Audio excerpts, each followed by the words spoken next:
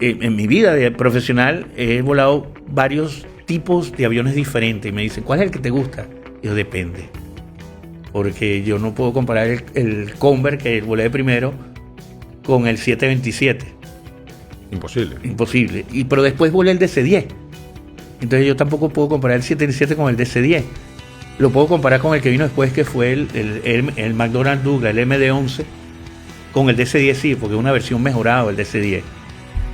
Y cuando después estuve en el Airbus 330, es totalmente diferente.